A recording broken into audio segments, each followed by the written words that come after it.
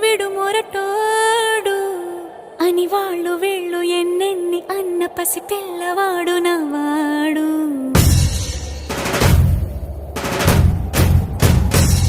విడు ముండోడు అని ఊరు వాడ అనుకున్న గాని మహారాజు నాకు నవాడు.